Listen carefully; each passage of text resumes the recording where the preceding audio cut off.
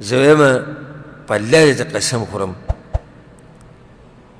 که چېرته زموږ دې ملک کې د مولیانو د قرآن او حدیث په صحیح معنو سره خلکو ته بیان کړو که نه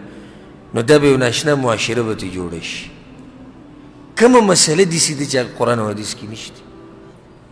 او زما او ستا ژوند کې د هغه راځي او هغه دلته نه وي ګوره څومره یعنې صرف د نور قرآن پرېږده د سورت بني اسرائیل دا یو څو ایتونه بس که ما ورته عملي کړو په خپل ژوند کې م راوستو نو دا ژوند به ټول بدل شي هلته زمونږ مولیانو صاحبانو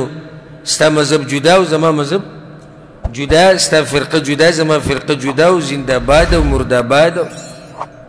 جلسې دي او جلوسونه دي او لانګ مارچ دی او ملیون مارچ ورته وایي که نه دا ملیون مارچ دی دا لارې کوڅې بندول دي او جومات ورانه وه یعنې مولیان خو دې دپاره دي چې د خلکو په زړونو کې د دې جومات هغه تعظیم څه کي ډېر کي نه دلته مولیان لګیا دي الله کور په خپله ورانوي ته به څه توقع کې دې مولیانو دا بس راشي موږ ته وایي تاسو چې دا کومې مسلې بیانوي دا خو هغو نه بیانوي دې څه ذمهواري به د قرآن او حدیث خو سره پاسې 1400 کاله مخکې هر څه واضح شوي دي اوس یې زه بیانوم ستا مولی نه بیانوي نو ته به ما ته ګوته وچتې که خپل مولا ته به وچتې چا ته به ګوته وچتې خپل مولا ته وچتې هغه نه تپوس وکړه ما نه تپوس مه کوه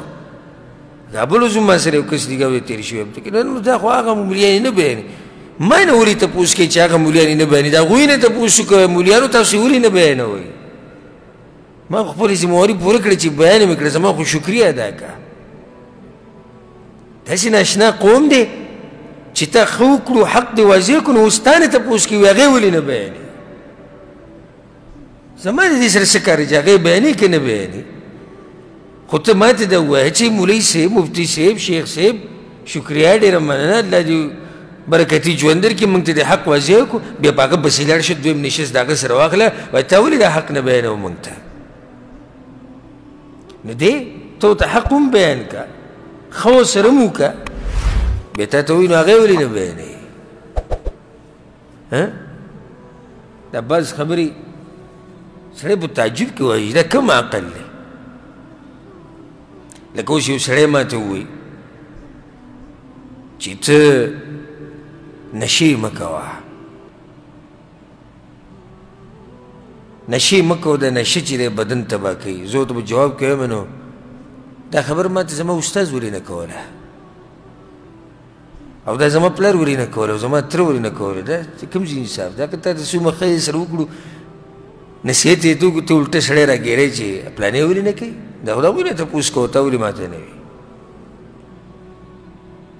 یعنې دومره ښایسته نصیحتونه دا کوم چې موږ لګیا ووایو که زمونږ دې مولیانو شتي پکې خو لږ دي کوم چې بیانې هغه لږ دي که زمونږ دې مولیانو ټولو اتفاق په قرآن او حدیث باندې کړی وی او موږ ته یې دا ښایسته ښایسته درسونه بیان کړی وی زموږ معاشره به اوس په کومه درجه کې وضع دا دې ځکه الله ونه وي فلا یسرف فی القتل په قتل کې به زیاتې نه کوي کوم مولا هلته دا مسلې بیان کړي چا رد کړی دی په سوره باندې چې دا نشتي چا رد کړی دی په دې باندې چې د یو په بدل کې به ورور نه وژني